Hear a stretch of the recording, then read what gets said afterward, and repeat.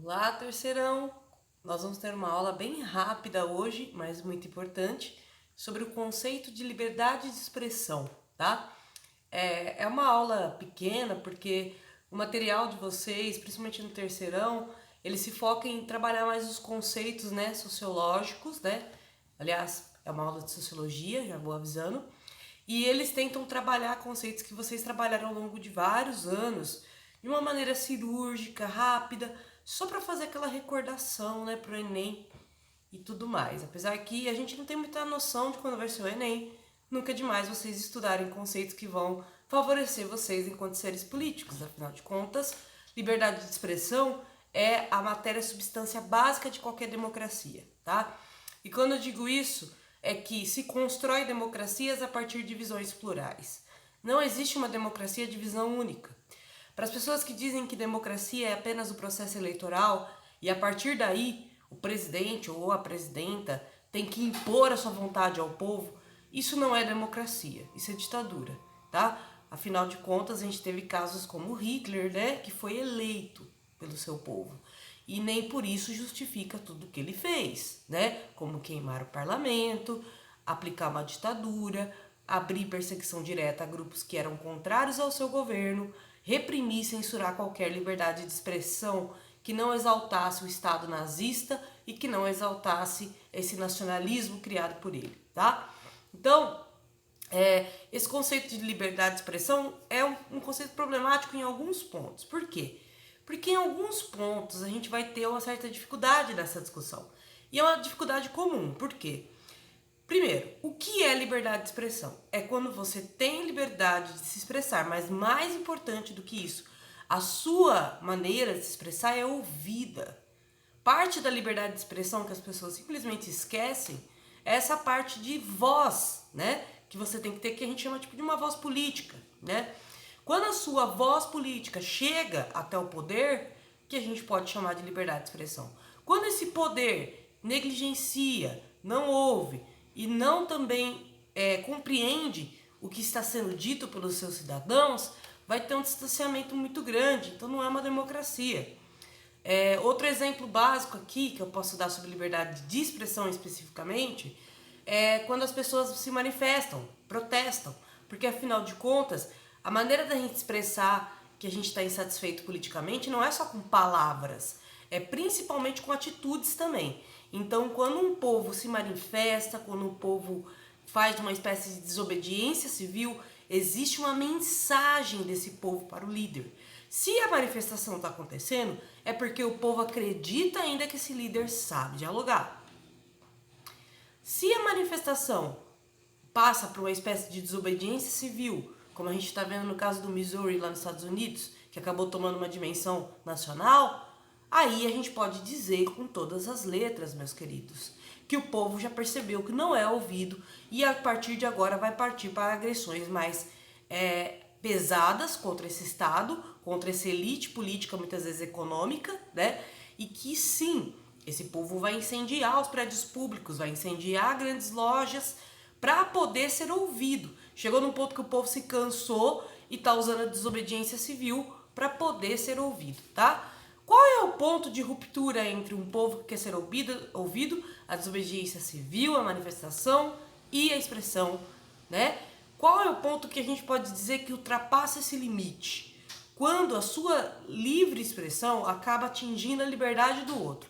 E quando eu digo isso é no sentido assim, quando você tem um governo que quer pegar um determinado grupo, perseguir, calar ele e chama isso de liberdade de expressão, ele está sendo extremamente manipulador e ao mesmo tempo usando uma espécie de má-fé política. Por quê? Porque, meus queridos, isso não é liberdade de expressão. Isso, na verdade, é o contrário. É você calar uma população, tá? Então, existem maneiras simbólicas de calar uma população, tá? Uma forma é corroendo as instituições sociais ligadas a ela, né? Vou dar um exemplo básico. O Ministério das Mulheres foi criado com o intuito de combater a violência contra a mulher.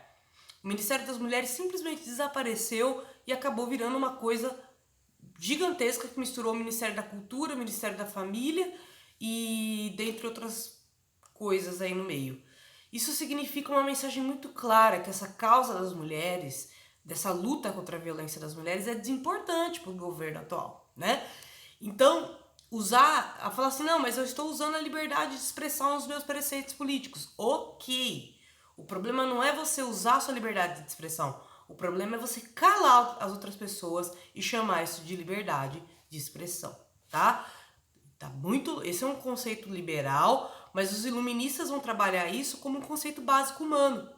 Se todos nós temos mentalidade, pensamento, capacidade de raciocinar, temos noção até certo ponto da nossa história, da nossa materialidade, todos temos direitos de expressar-se quando estamos insatisfeitos ou até quando apoiamos alguma ideia, certo? Aqui o ponto que eu quero chegar não é o nível de você expressar o que você pensa, mas o nível de você querer idealizar o outro. Aí já não é mais liberdade de expressão. Então quando você vira para uma pessoa, vou dar um exemplo bem bobinho, tá? Vamos supor, você se apaixona por alguém. E aí você se enche de expectativas, porque você acha aquela pessoa incrível, então você começa a criar várias expectativas. Bem normal de gente apaixonada. Quando a pessoa não corresponde às suas perspectivas e essas expectativas, você grita com a pessoa, briga com ela, como se ela tivesse te traído. Mas na verdade, a única pessoa que está errada aí é você. Porque você que pôs expectativas. A pessoa muitas vezes nem estava ciente disso. Quando ela não cumpre as suas expectativas, né, o seu script, você fica decepcionado e acha que a pessoa está fazendo algo contra você, quando na verdade quem está agindo contra você é você mesmo. Sem contar que quando a gente cria uma ideia de controle do outro, né, de querer controlar o que o outro pensa, querer controlar a sexualidade do outro, né, acho que é uma das partes mais fáceis de entender, querer controlar o pensamento político do outro, nós chegamos num ponto de psicopatia mesmo, né, galera? De querer ter um controle social sobre um grupo. Então aí já não é liberdade de expressão. Quando eu tô falando da minha condição, quando eu tô falando sobre algo que corresponde à minha existência, sobre a política brasileira, por exemplo, eu posso abordar sim a política brasileira. É minha liberdade como cidadã brasileira que paga impostos, que presta serviços, que tem uma função específica social, que quer ser professora. É minha liberdade poder falar sobre essa sociedade. Entendeu?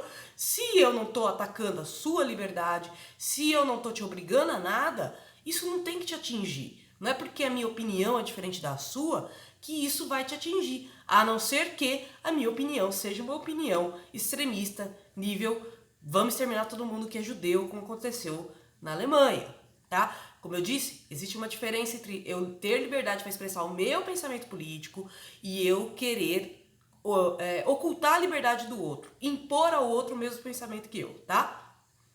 Então, para garantir a democracia é necessário ter visões plurais e todas sejam ouvidas de fato. Aí eu coloquei uma frase do Walter Lippmann, que foi um escritor, né, muito famoso, ganhador até do Pulitzer da época dele. Quando todos pensam o mesmo, ninguém está pensando. O que ele está querendo dizer com isso? Que quando todo mundo concorda com a mesma ideia, as pessoas não pararam para refletir. E muitas vezes, por não parar para refletir, elas estão com uma espécie de osmose das ideias, né? Elas praticam tipo, essa ideia é minha, não é sua na real. Foi uma ideia que alguém falou para você e você não refletiu e você só reproduziu. Então, dá uma ideia de que essa ideia inicialmente é sua, mas ela não é. Ela só seria sua de fato se você parasse para pensar na fonte dessa ideia, se você parasse para pensar na sua condição perante essa ideia, se é uma ideia de fato plausível de ser praticável, se é uma ideia que não é plausível de ser praticável. Então, nesse movimento de não refletir e você simplesmente adquirir uma ideia para si e tomar essa ideia como verdade, né? É sinal que você não está pensando. Então, a sua liberdade de expressão serve para nada.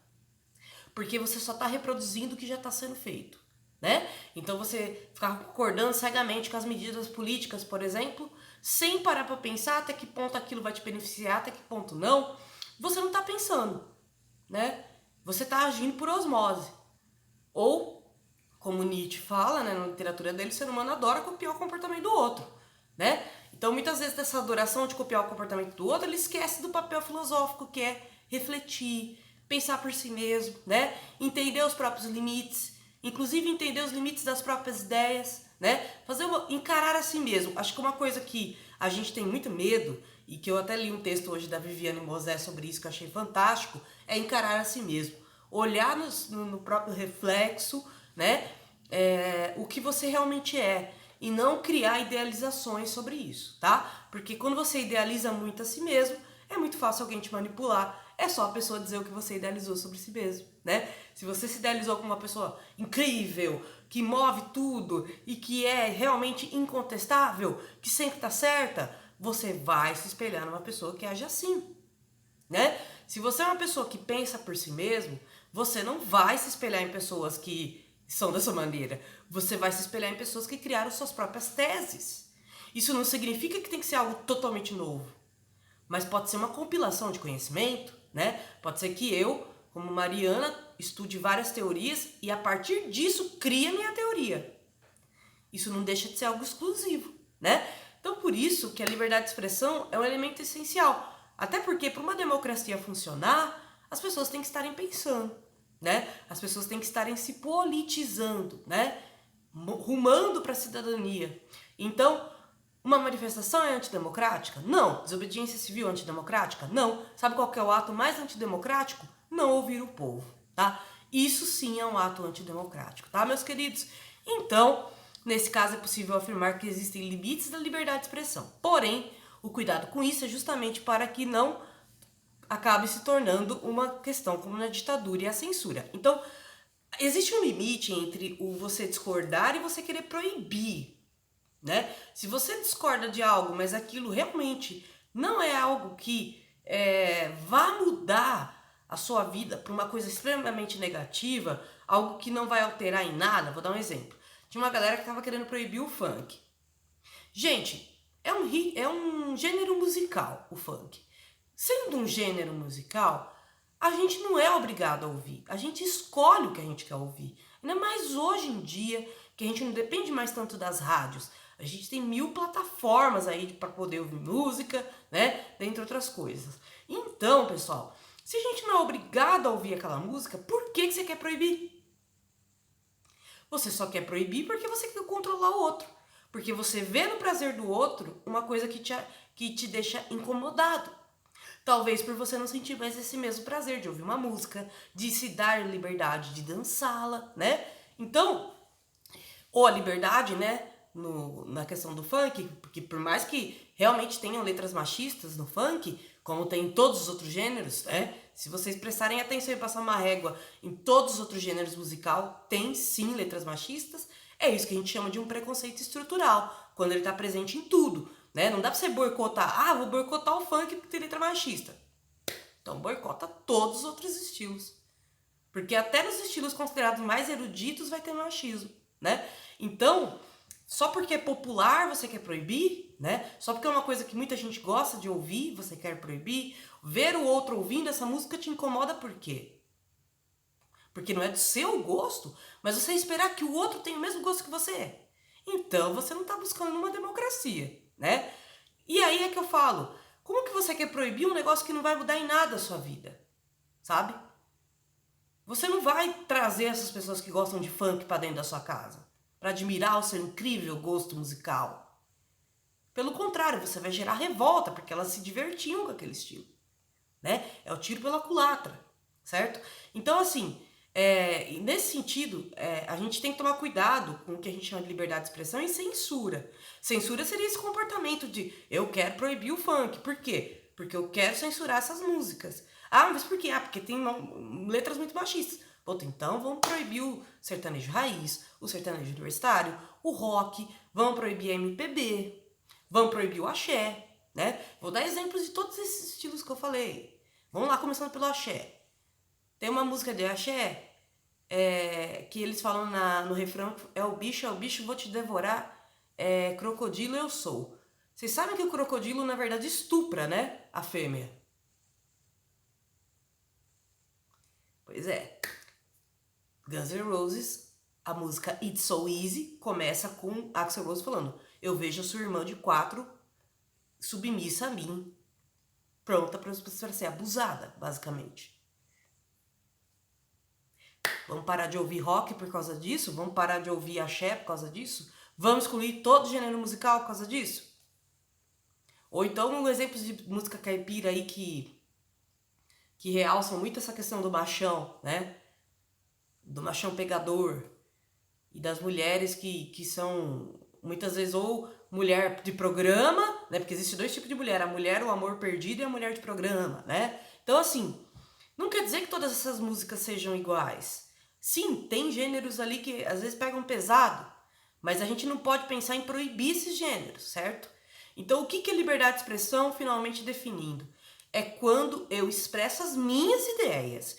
E quando eu expresso principalmente as minhas ideias sobre algo com propriedade.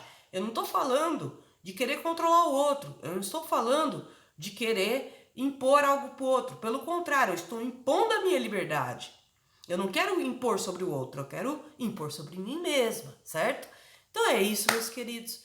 Vou mandar uns exercícios para vocês. Espero que vocês estejam bem, se cuidem e até a próxima.